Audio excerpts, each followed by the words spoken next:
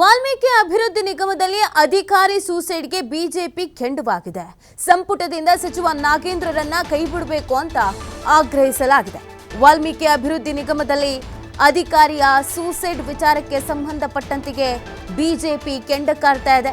ಸಂಪುಟದಿಂದ ಸಚಿವ ನಾಗೇಂದ್ರರನ್ನ ಕೈಬಿಡಬೇಕು ಅನ್ನುವಂತ ಆಗ್ರಹವನ್ನ ಮಾಡಲಾಗ್ತಾ ಇದೆ.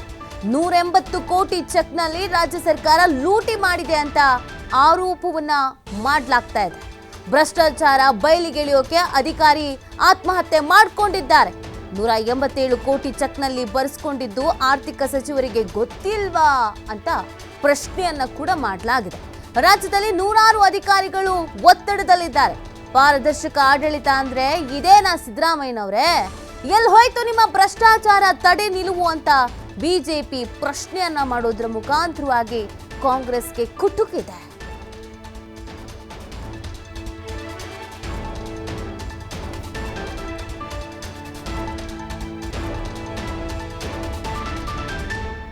ನಿಗಮ ಅಧಿಕಾರಿ ಇವತ್ತು ಡೆತ್ ನೋಟ್ ಅನ್ನ ಬರೆದಿಟ್ಟು ಸಾವನ್ನಪ್ಪಿರೋದು ಒಂದು ಹೃದಯ ವಿದ್ರಾಯಕ ಘಟನೆ. ಈ ಸರ್ಕಾರ ಇವತ್ತು ಮುಖ್ಯಮಂತ್ರಿ ಒಂದು ಭಾಷಣದಲ್ಲಿ ಹೇಳಿದ್ರು, ನಾನು ಯಾರ ಹತ್ರ ಆದರೂ ಲಂಚ ತಗೊಂಡಿದ್ರೆ, ಒಂದೇ ಒಂದು ಟ್ರಾನ್ಸ್ಫರ್ಗೆ ನಾನು ಲಂಚ ತಗೊಂಡಿದ್ರೆ, ಯಾವುದಾದ್ರೂ ಕಾಮಗಾರಿಯಲ್ಲಿ ಲಂಚ ತಗೊಂಡು ಬಂದರೆ ನಾನು ಒಂದು ನಿಮಿಷನೂ ರಾಜೀನಾಮೆ ಕೊಟ್ಟು ಹೊರಟೋಗ್ತೀನಿ, ಒಂದು ನಿಮಿಷನೂ ಅಧಿಕಾರದಲ್ಲಿ ಇರಲ್ಲ ಅಂತ. ಈಗ ಡೈರೆಕ್ಟಲ್ಲಿ ಚೆಕ್ ಮುಖಾಂತರನೇ ಲಂಚ ತಗೊಂಡಿದ್ದೀರ. ಅದು 1 ಕೋಟಿ 2 ಕೋಟಿ ಅಲ್ಲ, 187 ಕೋಟಿ ಅಧಿಕಾರಿನೇ ಬರೆದಿಟ್ಟಿದ್ದಾನೆ, ಕ್ಲಿಯರಾಗಿ ಬರೆದಿಟ್ಟಿದ್ದಾನೆ. ಯಾರ್ಯಾರಿಗೆ ಎಷ್ಟೆಷ್ಟು ಕೊಟ್ಟೆ, ಮಂತ್ರಿಗಳು ಫೋನ್ ಮಾಡಿದ್ರು, ಮೌಖಿಕ ಆದೇಶ ಕೊಟ್ಟರು ಅಂತ. ಮಂತ್ರಿ ಮಾಡಿದ್ರೆ ಈಸಿ ಸರ್ಕಾರ ಕೊಟ್ಟಂಗೆ. ಒಬ್ಬ ಕ್ಯಾಬಿನೆಟ್ ಮಂತ್ರಿ ಆದೇಶ ಮಾಡಿದ್ರೆ ಇಡೀ ಸರ್ಕಾರ ಕೊಟ್ಟಂಗೆ. ಈಗ ಸರ್ಕಾರನೇ ಅಪರಾಧಿ ಸ್ಥಾನದಲ್ಲಿದೆ. ಈಗ ಇದುವರೆಗೂ ಸರ್ಕಾರದ ಮಂತ್ರಿ ಬಗ್ಗೆ ಒಂದೇ ಒಂದು ಎಲ್ಲೂ ಕಂಪ್ಲೇಂಟೇ ಆಗಿಲ್ಲ. ಅದರಲ್ಲಿ ಕ್ಲಿಯರ್ ಆಗಿ ಮೆನ್ಷನ್ ಮಾಡಿದ್ದಾರೆ ಮಂತ್ರಿ ಅಂತ ಹೇಳ್ಬಿಟ್ಟು. ನನಗನ್ಸುತ್ತೆ ಇಡೀ ಕ್ಯಾಬಿನೆಟ್ ಇದರಲ್ಲಿ ಪಾತ್ರಧಾರಿ ಅಂತ ಅನ್ಸುತ್ತೆ. ಯಾಕಂದ್ರೆ 187 ಕೋಟಿ ಒಬ್ಬನೇ ಮಂತ್ರಿ ಹೊಡೆಯೋಕ್ಕಾಗಲ್ಲ. ಮುಖ್ಯಮಂತ್ರಿಗಳು ಎಲ್ಲರೂ ಸೇರ್ಗಂಡೆ ಒಂದು ಪ್ಲಾನ್ ಮಾಡ್ಕೊಂಡು ಈ ಒಂದು ಸ್ಕೀಮ್ ಮಾಡಿ ಹಣವನ್ನು ಬ್ಯಾಂಕಿಂದ ಇನ್ನೊಂದು ಬ್ಯಾಂಕಿಗೆ ಟ್ರಾನ್ಸ್ಫರ್ ಮಾಡಿ ಲೂಟಿ ಹೊಡೆದಿದ್ದಾರೆ.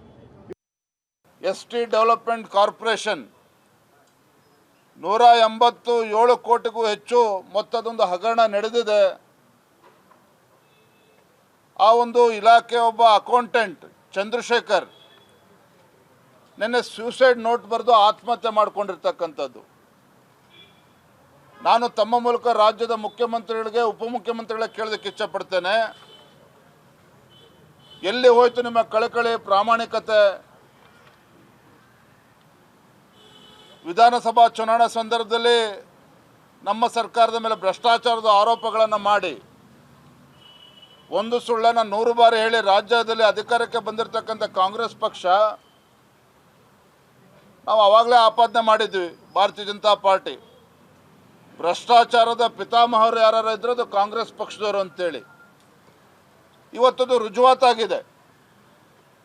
ಎಸ್ಟಿ ಡೆವಲಪ್ಮೆಂಟ್ ಕಾರ್ಪೊರೇಷನ್ ಒಬ್ಬ ಅಕೌಂಟೆಂಟ್ ಇವತ್ತು ಆತ್ಮಹತ್ಯೆ ಮಾಡಿಕೊಂಡಿದ್ದಾನೆ. ಸೂಸೈಡ್ ನೋಟಲ್ಲಿ ಕೆಲವು ಉನ್ನತ ಅಧಿಕಾರಿಗಳ ಹೆಸರನ್ನು ಉಲ್ಲೇಖ ಮಾಡಿದ್ದಾನೆ. ಜೊತೆಗೆ ಆ ಇಲಾಖೆಯ ಸಚಿವರ ಒಂದು ಮೌಖಿಕ ಆದೇಶದ ಮೇರೆಗೆ ನೂರಾರು ಕೋಟಿ ಇವತ್ತು ಹಗರಣ ನಡೆದಿದೆ ಅಂತೇಳಿ ಇವತ್ತು ಡೆತ್ ನೋಟಲ್ಲಿ ಬರೆದಿರ್ತಕ್ಕಂಥದ್ದು. ನಾನು ಮಾನ್ಯ ಮುಖ್ಯಮಂತ್ರಿಗಳಿಗೆ ಆಗ್ರಹವನ್ನು ಮಾಡ್ತೇನೆ, ತತ್ಕ್ಷಣ ಆ ಸಚಿವರನ್ನ ತಮ್ಮ ಮಂತ್ರಿಮಂಡಲದಿಂದ ಕೈಬಿಡ. ಭ್ರಷ್ಟಾಚಾರ ಎಷ್ಟರ ಮಟ್ಟಿಗೆ ಆಗ್ತಾ ಇದೆ ಅಂತ ಹೇಳುವಂಥದ್ದಕ್ಕೆ ನಿನ್ನೆ ಒಬ್ಬ ಅಧಿಕಾರಿ ಆ ಒತ್ತಡಕ್ಕೆ ಮಣಿದು ಚೆಕ್ ಬರೆದಿಟ್ಟು ಕೊನೆಗೆ ಯಾವುದೇ ಒಂದು ದಾರಿ ಇಲ್ಲದೆ ಆತ್ಮಹತ್ಯೆ ಮಾಡಿಕೊಂಡದ್ದೇ ಸಾಕ್ಷಿ ಅಂತ ಭಾವಿಸ್ತಾ ಇದ್ದೇನೆ. ನಾನು ಇಷ್ಟು ದೊಡ್ಡ ಹೋರಾಟಗಾರರ ಮುಂದೆ ಇಡೀ ಕರ್ನಾಟಕ ರಾಜ್ಯದ ಎಲ್ಲ ಅಧಿಕಾರಿಗಳಿಗೆ ವಿನಂತಿ ಮಾಡ್ತಾ ಇದ್ದೇನೆ. ಖಂಡಿತವಾಗಿ ನಮಗೆ ಗೊತ್ತಿದೆ, 1 ವರ್ಷದ ಅವಧಿಯಲ್ಲಿ ನೂರಾರು ಅಧಿಕಾರಿಗಳ ಮೇಲೆ ಈ ಮಂತ್ರಿಗಳು, ಮುಖ್ಯಮಂತ್ರಿಗಳು, ಉಪಮುಖ್ಯಮಂತ್ರಿಗಳು ಒತ್ತಡ ಹಾಕಿ ನೂರಾರು ಚೆಕ್ಗಳನ್ನು ಬರೆಸಿದ್ದಾರೆ. ನಮಗೆ ಗೊತ್ತಿದೆ. ದಯವಿಟ್ಟು ನಿಮ್ಮಲ್ಲಿ ಪ್ರಾರ್ಥನೆ ಮಾಡಿಕೊಳ್ತೇವೆ, ನಿಮ್ಮ ಪರವಾಗಿ ನಾವಿದ್ದೇವೆ. ಯಾವುದೋ ಒತ್ತಡಕ್ಕೆ ಮಣಿದಂಥ ನೀವು ದಯವಿಟ್ಟು ಆತ್ಮಹತ್ಯೆ ಮಾಡಿಕೊಳ್ಳುವಂಥ ಕೆಲಸಕ್ಕೆ ಹೋಗಬೇಡಿ. ಈ ಕಾಂಗ್ರೆಸ್ಸಿಗರು ಇದೇ ರೀತಿ ಆದರೆ ಯಾವ ಅಧಿಕಾರಿಯು ಕೆಲಸ ಮಾಡುವಂಥ ಸಾಧ್ಯತೆ ಇಲ್ಲ.